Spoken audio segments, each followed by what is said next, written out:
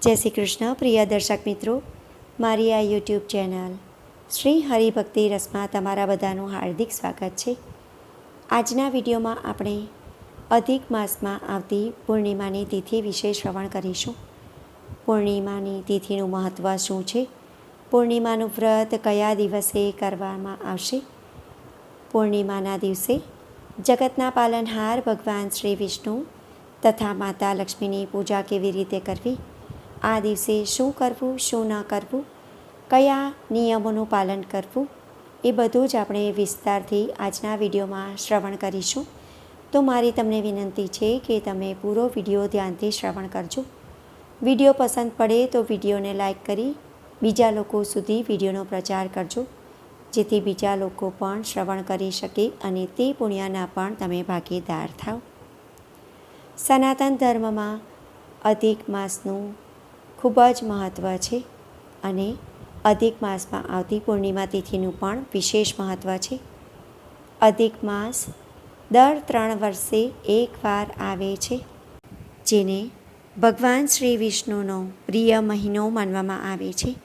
અધિક માસ તથા પૂર્ણિમાની તિથિ ભગવાન શ્રી વિષ્ણુને સમર્પિત છે અને આ મહિનામાં એટલે કે અધિક મહિનામાં આવતી પૂર્ણિમાની તિથિ પર શ્રી લક્ષ્મીનારાયણ ભગવાનની પૂજા કરવાથી સામાન્ય દિવસો કરતાં અનેક ગણું વધુ ફળ મળે છે. જો તમારા ઘરમાં પૈસા ટકતા ન હોય અથવા તો ખોટા ખર્ચાઓ વધી ગયા હોય તો આ દિવસે ભગવાન શ્રી વિષ્ણુ તથા માતા લક્ષ્મીની પૂજા કરવાથી દરેક સમસ્યાઓનો ઉકેલ આવી જાય છે. આજના વિડીયોમાં હવે આપણે આગળ જાણીશું કે પૂર્ણિમાની તિથિ કયા દિવસે ઉજવવામાં આવશે. વર્ષ 2026માં અધિક માસમાં 2 દિવસ પૂર્ણિમાની તિથિ આવતી હોવાથી ઘણા લોકોના મનમાં મૂંઝવણ છે કે વ્રત કયા દિવસે કરવાનું. તો હવે આપણે આગળ વિડીયોમાં જાણીશું કે પૂર્ણિમાની તિથિ કયા દિવસે ઉજવવામાં આવશે. વર્ષ 2026માં અધિક માસના જેઠ માસના શુક્લ પક્ષમાં આવતી પૂર્ણિમાની તિથિ 30 મે 2026 અને શનિવારના રોજ સવારે 11:57 શરૂ થઈ 31 મે 2026 અને રવિવારના રોજ બપોરે 2:14 પર સમાપ્ત થશે. ઉદયાતિથિ અનુસાર પૂર્ણિમાનું વ્રત તથા દાન અને સ્નાન તમે 31 મે 2026 અને રવિવારના રોજ કરી શકશો અને ચંદ્ર દર્શન તમારે 30 મે 2026 અને શનિવારના રોજ કરવા. તમે બંને દિવસ પણ વ્રત અને ઉપવાસ કરી શકો છો, પરંતુ જો તમે 2 દિવસ વ્રત અને ઉપવાસ ન કરી શકો તો 30 મેના રોજ તમારે ચંદ્ર દર્શન કરી લેવું તથા 31 મેના રોજ તમારે ઉપવાસ, સવારે પવિત્ર નદીમાં સ્નાન અને દાન પણ તમારે 31 મેના રોજ સવારે કરવું. આ દિવસે ચંદ્ર દર્શનનું વિશેષ મહત્ત્વ છે. ચંદ્રદેવની પૂજા કરીને ઉપવાસ ખોલવામાં આવે છે. 30 મે 2026 અને શનિવારના રોજ ચંદ્રોદય સાંજે 6:41 પર થશે. ત્યારબાદ તમારે ચંદ્ર દર્શન કરી અને વ્રત ખોલવું. આ દિવસે શુભ યોગો પણ બની રહ્યા છે. પૂર્ણિમાના દિવસે શિવયોગ અને સિદ્ધિયોગ પણ બની રહ્યા છે. તો આ યોગોમાં ભગવાન શ્રી વિષ્ણુ તથા માતા લક્ષ્મીની પૂજા કરવાથી શુભ ફળોની પ્રાપ્તિ થાય છે. પૂર્ણિમાના દિવસે ચંદ્ર પોતાની 16 કળાથી ખીલી ઉઠે છે. તેથી પૂર્ણિમાના દિવસે માતા લક્ષ્મી અને ચંદ્રદેવની પૂજા કરવાથી ઘરમાં ધન, ઐશ્વર્ય, સમૃદ્ધિ અને સારા આરોગ્યની પ્રાપ્તિ થાય છે. હવે આપણે જગતના પાલનહાર ભગવાન શ્રી વિષ્ણુ તથા માતા લક્ષ્મીની પૂજા કેવી રીતે કરવાની તેના વિશે શ્રવણ કરીશું. વ્રત કરનાર વ્યક્તિએ બ્રહ્મ મુહૂર્તમાં ઉઠી જવું, ત્યારબાદ સ્નાનાદિ કાર્ય પતાવી સ્વચ્છ કપડાં પહેરવા, શક્ય હોય તો ગંગા નદી અથવા બીજી કોઈ પવિત્ર નદીમાં સ્નાન કરવું જોઈએ. પરંતુ જો તમારા માટે પવિત્ર નદીમાં સ્નાન કરવાનું શક્ય ન હોય તો તમારા સ્નાન કરવાના પાણીમાં ગંગાજળ ભેળવીને તમારે સ્નાન કરવું જોઈએ. અને તમારી પાસે જો ગંગાજળ પણ ન હોય તો સ્નાન કરતી વખતે તમારે પવિત્ર નદીઓનું ધ્યાન કરવું. સ્નાન કર્યા બાદ સ્વચ્છ કપડાં પહેરીને સૂર્યદેવને અર્ઘ્ય આપવું. ત્યારબાદ તમારા આખા ઘર તથા પૂજા ઘરને સાફ સફાઈ કરીને ગંગાજળ છાંટી પવિત્ર કરવું. તમારા ઘરના આંગણાને પણ સાફ કરી પાણીનો છંટકાવ કરી રંગોળી પૂરવી. ત્યારબાદ તમારા પૂજા ઘરમાં એક બાજટ પર લાલ રંગનું કપડું પાથરવું. તેના પર પ્રથમ પૂજ્ય ભગવાન શ્રી ગણેશ, ભગવાન શ્રી વિષ્ણુ તથા માતા લક્ષ્મીની મૂર્તિની સ્થાપના કરવી. બધા દેવી દેવતાઓને સૌપ્રથમ ગંગાજળથી અભિષેક કરવો. ત્યારબાદ પંચામૃતથી સ્નાન કરાવવું. ત્યારબાદ ફરીથી શુદ્ધ જળથી સ્નાન કરાવવું. ભગવાન શ્રી વિષ્ણુ તથા ભગવાન શ્રી ગણેશને ચંદનનું તિલક કરવું. માતા લક્ષ્મીને કંકુનું તિલક કરવું. બધા દેવી દેવતાને અક્ષત, અબીર, ગુલાલ, સિંદૂર, ફૂલો અર્પણ કરવા અને ફૂલોની માળા પહેરાવવી.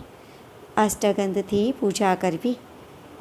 અને ભગવાન શ્રી વિષ્ણુને તુલસી ખૂબ જ પ્રિય હોય છે, તેથી ભગવાન શ્રી વિષ્ણુને તુલસી અર્પણ કરવી. ભગવાન શ્રી ગણેશને દુર્વા અર્પણ કરવી. માતા લક્ષ્મીને કમળનું અથવા ગુલાબનું લાલ રંગનું ફૂલ અર્પણ કરવું. બધા દેવી દેવતાની પૂજા કરતી વખતે મંત્રોનો જપ કરવો. ભગવાન શ્રી ગણેશનો મંત્ર છે ઓમ ગમ ગણપતયે નમઃ. ભગવાન શ્રી વિષ્ણુનો મંત્ર છે ઓમ વિષ્ણવે નમઃ. માતા લક્ષ્મીનો મંત્ર છે ઓમ મહાલક્ષ્મીએ નમઃ. આ બધા મંત્રનો તમારે પૂજા કરતી વખતે તથા આખો દિવસ પણ તમારે આ મંત્રનો જપ કરવો. ત્યારબાદ ધૂપ કરી દીપ પ્રગટાવવું અને વ્રતનો સંકલ્પ લેવો. ત્યારબાદ બધા દેવી દેવતાની આરતી કરવી. અને ભોગમાં તમારે નાળિયેર, ખીર, ફળો, મીઠાઈનો પ્રસાદ ધરાવવો. અને ભગવાન શ્રી ગણેશને લાડુનો અથવા મોદકનો પ્રસાદ તમે ધરાવી શકો છો. ત્યારબાદ થાળ ગાવો અને પૂર્ણિમાની કથા ખાસ શ્રવણ કરવી. વ્રત કરીએ અને કથા શ્રવણ ન કરીએ તો પૂર્ણ ફળ મળતું નથી, તેથી કથા ખાસ શ્રવણ કરવી. ત્યારબાદ તમારે પોતે પ્રસાદ ગ્રહણ કરવો અને પ્રસાદને અડોશ પડોશમાં વહેંચી દેવો. ત્યારબાદ તમારા ઘરના નજીકમાં ભગવાન શ્રી વિષ્ણુ તથા માતા લક્ષ્મીનું મંદિર હોય તો ત્યાં જઈને પણ તમારે પૂજા કરવી, દર્શન કરવા. અને ભગવાનને પીળા રંગના વસ્ત્રો અને મીઠાઈ અર્પણ કરવી. પૂર્ણિમાના દિવસે માતા તુલસીની ખાસ પૂજા કરવી. તુલસી માતાને સૌપ્રથમ જળ અર્પણ કરવું. તેમને અબીર, ગુલાલ, કંકુ, સિંદૂર અને ફૂલો અર્પણ કરવા અને ઓછામાં ઓછી 7 વખત પ્રદક્ષિણા કરવી. આ દિવસે પીપળાના વૃક્ષની પણ તમારે ખાસ પૂજા કરવી. પીપળાને સૌપ્રથમ જળ અર્પણ કરવું. ત્યારબાદ કંકુ, અક્ષત, અબીર, ગુલાલ, સિંદૂર અને ફૂલો અર્પણ કરવા. દીવો પ્રગટાવી લાલ દોરો બાંધીને ઓછામાં ઓછી 7 વખત પ્રદક્ષિણા કરવી. પીપળામાં ત્રિદેવોનો તથા પિતૃદેવનો વાસ હોય છે, તો પૂજા પત્યા બાદ તમારે પ્રાર્થના કરવી કે હે ભગવાન, હે પિતૃદેવ, મારી પૂજામાં જે કંઈ પણ ભૂલચૂક થઈ હોય તે બદલ મને ક્ષમા કરજો. મારા પરિવારને સુખી કરજો. અમારા ઘરમાં સુખ, સમૃદ્ધિ, ધન, ધાન્ય અને ઐશ્વર્યની પ્રાપ્તિ થાય. મારા પરિવારમાં બધા સદસ્યોનું આરોગ્ય સારું રહે એવા આશીર્વાદ આપજો. આ રીતે તમારે પ્રાર્થના કરવાની. આ દિવસે ગરીબોને યથાશક્તિ તમારે અન્નદાન, વસ્ત્રદાન, ધનનું દાન તથા જળનું દાન તમારે ખાસ કરવું જોઈએ. આનાથી ભગવાન શ્રી વિષ્ણુ તથા માતા લક્ષ્મી અતિ પ્રસન્ન થાય છે અને તમને સારા ફળ પ્રદાન કરે છે. ધરતી પર ભૌતિક સુખ ભોગવીને અંતે તમને વૈકુંઠમાં સ્થાન મળે છે. પૂર્ણિમાના દિવસે ગાયને ઘાસ, ચારો, રોટલી અને ગોળ ખાસ ખવડાવવો જોઈએ. આનાથી પણ ભગવાન ખૂબ જ પ્રસન્ન થાય છે. પૂર્ણિમાના દિવસે તમારે શું કરવું, શું ન કરવું તેના વિશે હવે આપણે શ્રવણ કરીશું. પૂર્ણિમાના દિવસે તમારે વ્રત, ઉપવાસ કરવું, પણ જો તમે આખો દિવસ ઉપવાસ ન કરી શકો તો એકટાણું કરવું. પરંતુ શક્ય હોય તો આ દિવસે સિંધવ મીઠાવાળું ભોજન જ ગ્રહણ કરવું. આ દિવસે સાત્વિક ભોજન ગ્રહણ કરવું, તામસિક ભોજન ગ્રહણ ન કરવું, જેમ કે ડુંગળી, લસણ, માંસ, મદિરા વગેરેનું સેવન ન કરવું જોઈએ. આવું કરવાથી ભગવાન ક્રોધિત થઈ જાય છે. પૂર્ણિમાના દિવસે પવિત્ર નદીઓમાં સ્નાન અને દાન ખાસ કરવું જોઈએ. આ દિવસે ભૂલથી પણ કોઈનું અપમાન ન કરવું, ગુસ્સો, ક્રોધ ન કરવો, ખોટી દલીલ ન કરવી, અસત્ય ન બોલવું. જેટલું બને એટલું ભગવાનનું નામ જપ કરવું, ભક્તિ કરવી, ભજન કીર્તન કરવા, વિષ્ણુ સહસ્ત્ર નામનો પાઠ કરવો, શ્રી સુક્તમનો પાઠ કરવો, ભગવાન શ્રી વિષ્ણુના 108 નામનો જપ કરવો, માતા લક્ષ્મીના પણ 108 નામનો તમારે જપ કરવો. પૂર્ણિમાના દિવસે પવિત્ર નદીમાં સ્નાન તથા દાન ખાસ કરવું. તો ભક્તો, આજના વિડીયોમાં આપણે પૂર્ણિમાની તિથિનું મહત્ત્વ શું છે, પૂર્ણિમાનું વ્રત કયા દિવસે કરવાનું, પૂજા વિધિ કેવી રીતે કરવી, આ દિવસે શું કરવું, શું ન કરવું, કયા નિયમોનું પાલન કરવું, એ બધું જ આપણે શ્રવણ કર્યું છે. વિડીયો પસંદ પડ્યો હોય તો વિડીયોને લાઇક કરી બીજા લોકો સુધી વિડીયોનો પ્રચાર કરજો, જેથી બીજા લોકો પણ જાણકારી મેળવી શકે અને તે પુણ્યના પણ તમે ભાગીદાર થાવ. કોમેન્ટમાં જય વિષ્ણુ ભગવાન, જય લક્ષ્મી માતા જરૂરથી લખજો.